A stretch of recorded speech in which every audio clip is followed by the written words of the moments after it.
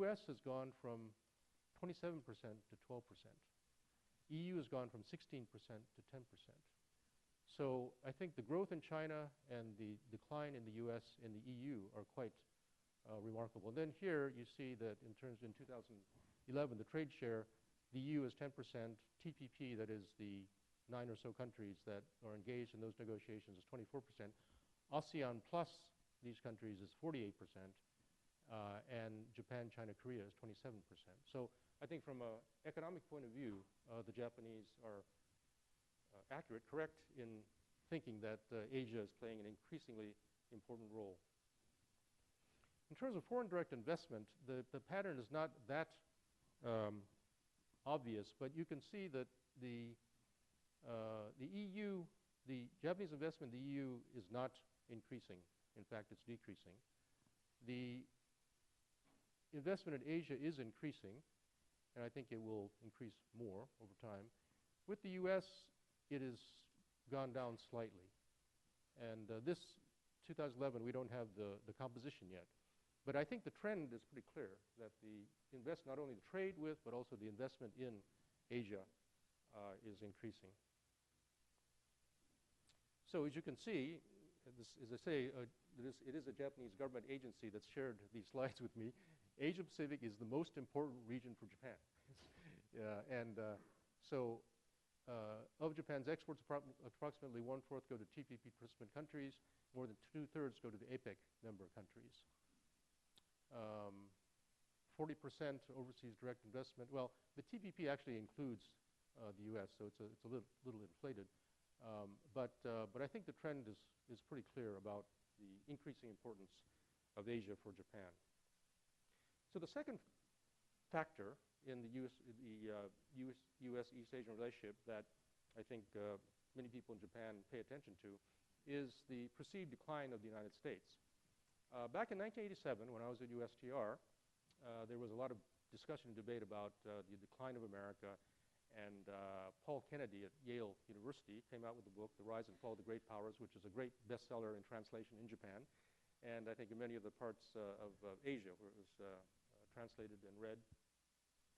But in the 1990s, clearly there was a revival. I mean, between 1993 and 2000, I think the U.S. economy grew more than it had grown at any time in its history. Some of it was the dot-com bubble, but still, it wasn't only that the U.S. economy grew, but also there were policies taken to reduce the debt, the government debt. And so I think by most measures, the U.S. economy did extremely well in the 1990s. And in fact, during this period, people in Japan were looking to Silicon Valley in particular for hints as to how the Japanese economy itself could revive.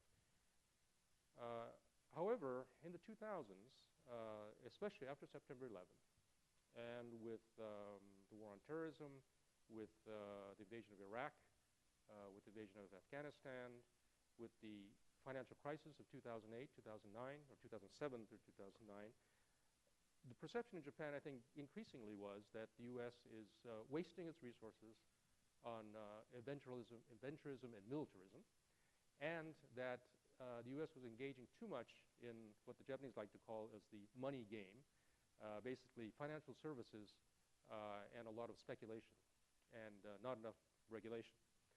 And so I think in the 2000s, the perception towards the United States shifted rather dramatically within Japan.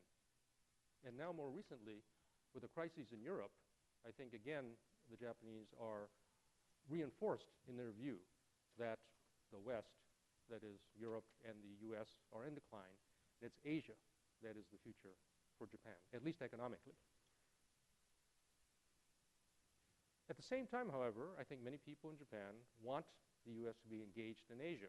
Number one, U.S. is perceived by many, not all, but many, to be an honest broker, promoting democracy, human rights, free markets, free trade, protection of intellectual property rights, and other values that at least the free market economies of Asia would welcome. Also, I think the U.S. is welcomed in being in Asia because it will be a deterrence to North Korea. Thirdly, as a counterbalance to China. And here, with regard to China, I think there's an interesting ambivalence in Japan because I think most people I talk with in Japan don't want a confrontation between the United States and China because the Japanese would feel that they would be caught in between these two giants, and also they may be asked to choose between the two, which they wouldn't want to do. So they don't want there to be significant tension and conflict or confrontation between the two. On the other hand, I think Japan doesn't want China and the United States to get too cozy with each other. In fact, I heard a presentation by a Japanese senior government official a few months ago who said something to the effect of, we welcome democratization in China, but if it goes too far, it could actually become so democratic that the U.S. will pay more attention to China than to Japan. And so this person obviously was off the record, so I won't mention his name, but I think, for instance, to give you an example, I remember when I was at USTR, Mike Mansfield was the U.S. ambassador to Japan. He used to say that the U.S.-Japan relationship is the most important bilateral relationship in the world, bar none. And this was repeated over and over, and many in the U.S. and most people in Japan welcomed this. By the Bush senior administration, the U.S. State Department very consciously changed the wording to be, there is no bilateral relationship in the world more important than that between the United States and Japan. And although that slight change in formulation didn't actually catch the notice of many people in Japan, actually there's a huge difference between those two, as you know, because in the first formulation, Japan is the most important bilateral relationship. In the second formulation, there is no bilateral relationship more important than that between the U.S. and Japan, which means that the president can go to Canada, to Mexico, to Germany, to England, as he did, President Bush, to say there's no relationship, no bilateral relationship more important than that between the United States and Mexico, the United States and Canada, the United States and Germany. So it's very interesting change, but it's a very significant change, I think. And then in the 2008 presidential election, during the primaries, each of the candidates early on was asked to submit an essay to Foreign Affairs magazine that's put out by the Council on Foreign Relations. And under Hillary Clinton's name was an article about U.S. foreign policy, and there was a passage in there in which the article said, for the United States in the 21st century, China is the most important country. And this was taken note of quite a bit in Japan as an indication that the U.S. had shifted from the 1980s. In the 1980s and into the 90s, the United States considered Japan to be the most important. But by the 2000s, the U.S. was looking at China to be the most important.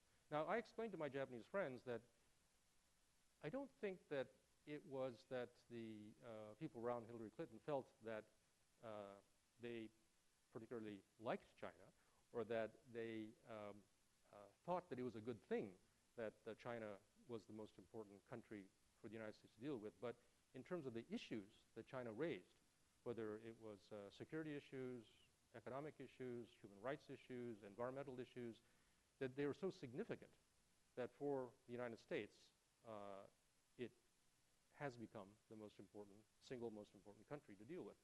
But those slight changes in formulation and nuances are taken quite seriously, I think, in Japan, because of this sensitivity in Japan.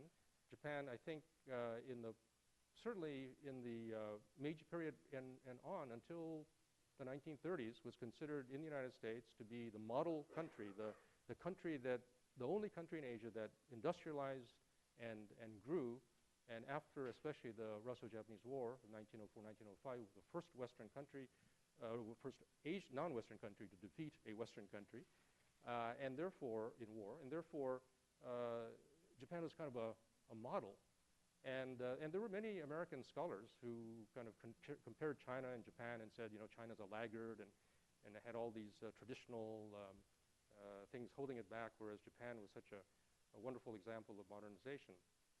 So up to the 1930s, I think Japan was a model and was very proud of that. And after World War II, Japan again became a model of success, the economic miracle that Ezra Vogel wrote about and which Chalmers Johnson wrote about in the MITI book.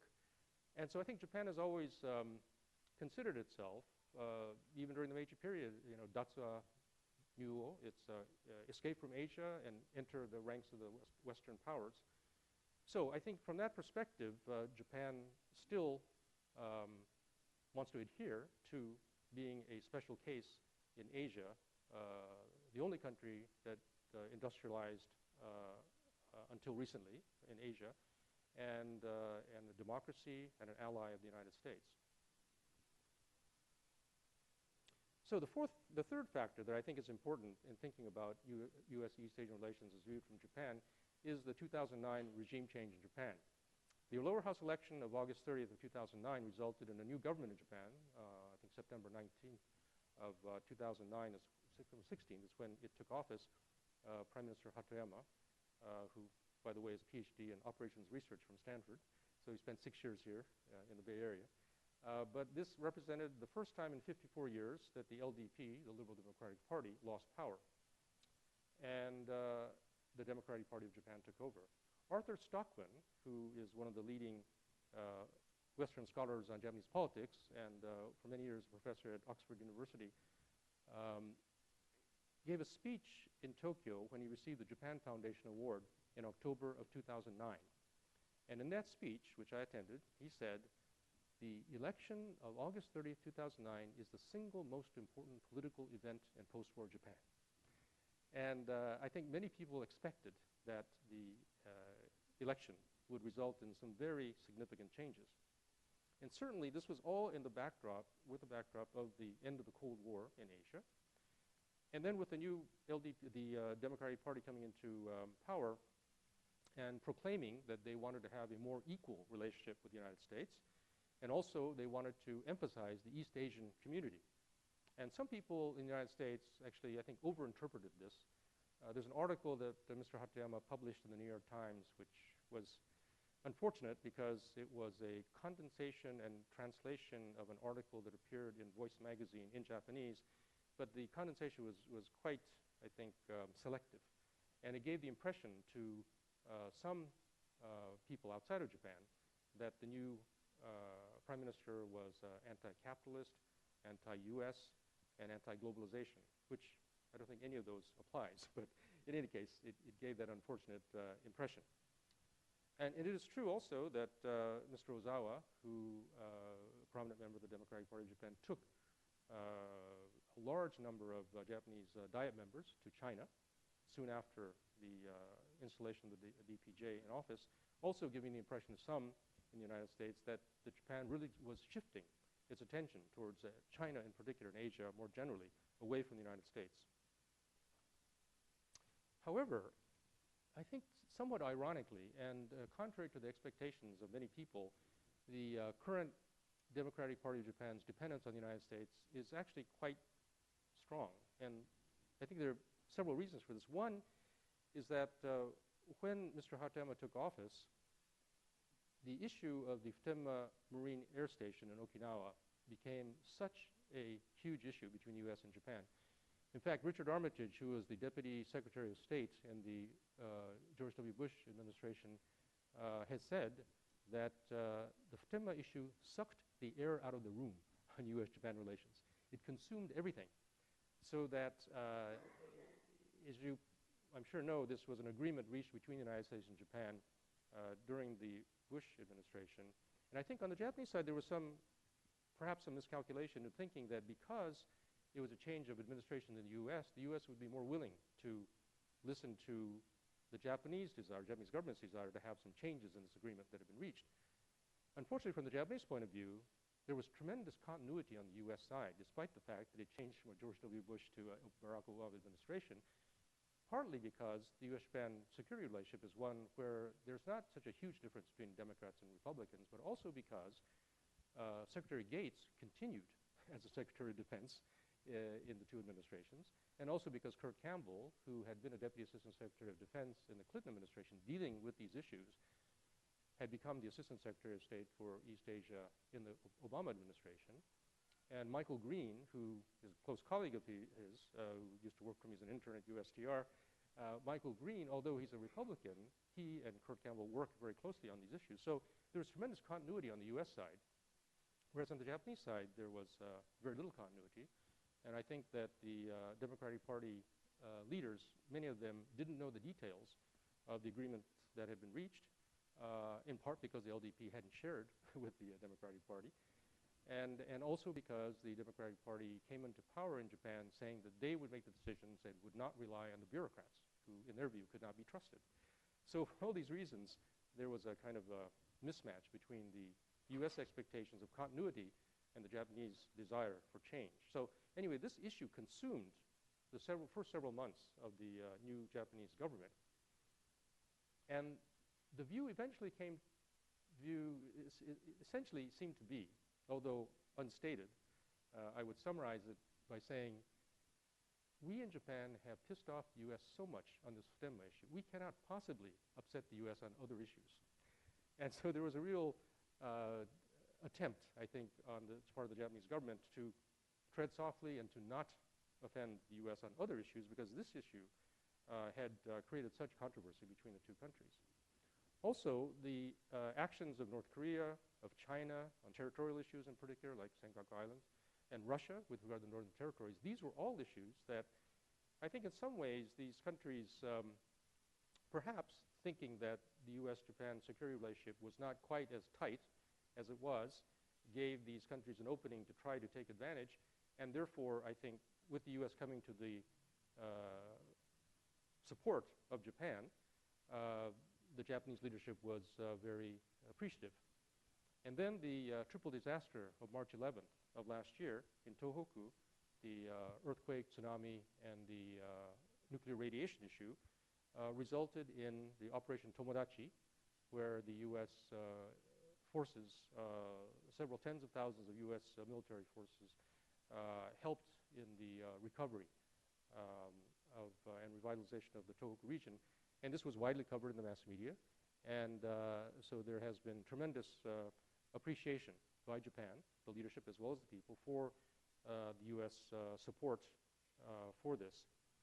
The most recent public opinion poll, which is taken on a regular basis, gauging Japanese public opinion about various countries, found that more than 80% of the Japanese public have a favorable view towards the United States. And I think this is partly as a result of the Operation Tomodachi. So, as I say, when at the beginning of the 2009, when the Democratic Party of Japan took power, in the short term, it seemed that U.S.-Japan relations were really perhaps getting rather cold. But then in the medium term, in part because of Futenma, in part because of the March 11th disasters, I think the current state of relations between two countries is actually quite positive. And from the U.S. point of view, I think it would be fair to say that the view in Washington is that the current prime minister is more sensible, which is the word that Fred Hiatt in the Washington Post used in an editorial recently, more sensible than the recent, his five predecessors. And so I think in the medium term, I think the U.S.-Japan relationship is on pretty good terms. Now, in the longer term, I do think, though, these longer-term relationships of how and developments of the attractiveness and the pull of Asia is going to be significant, at least on the economic side. So the fourth factor, the recent factor I'd like to discuss, is this so-called pivot or rebalance to Asia. Now, when the George W. Bush administration was in office, I think there were many people who were critical of its policies towards the Middle East in particular, and Europe, and various other places. But I think that probably most people were not critical about the Bush administration and Asia. I mean, there are criticisms that the President and the Secretary of State did not attend some meetings in Asia that they had been invited to attend. But I think overall, I mean, for instance, the U.S.-Japan relationship under Mr. Koizumi, the Prime Minister, and President Bush was very good. In fact, I think Prime Minister Koizumi was viewed by the Bush White House to be, along with John Howard and Tony Blair, to be among the most supportive of the United States when it came to Iraq. And so the relationship between, and with China too, the Bush administration relationship with China was not particularly bad. But there were criticisms that the administration really wasn't really focusing enough attention towards Asia, which was increasing in importance. Now, when the Obama administration took over, I went to a speech that President Obama gave in Suntory Hall in Tokyo, right close to where I live, in November of 2009, on his way to the APEC meeting in Singapore. And he declared then that he's the first Pacific president, that he was born and raised in Hawaii, that he spent part of his time in Indonesia. It wasn't until he was in college that he went to Occidental College, but he was on the West Coast. It wasn't until he was probably 19 years or 20 years old that he actually went to the East Coast, to Columbia. And so, I mean, he didn't go into detail, but clearly what he said was, as Pacific president, he understood the importance of Asia. And I think in subsequent meetings of APEC in Singapore, in Tokyo, in Honolulu, and also at various meetings of the ASEAN leaders, the president as well as Secretary Clinton have both reiterated the importance of Asia. And I think Secretary Clinton's visit to Myanmar, Burma, is probably one symbolic indication of the importance that the administration places on Asia. In addition, this pivot, which was the first word that was used, but then they backtracked on this because apparently, and I've heard about 5 or 6 different presentations in Tokyo by people from Washington talking about this, apparently they regret, the person who wrote the speech apparently regrets that the word pivot gives the impression that the U.S. is taking resources away from the Middle East or from Europe and deploying them to Asia. Apparently they don't want to give that impression. They just want to give the impression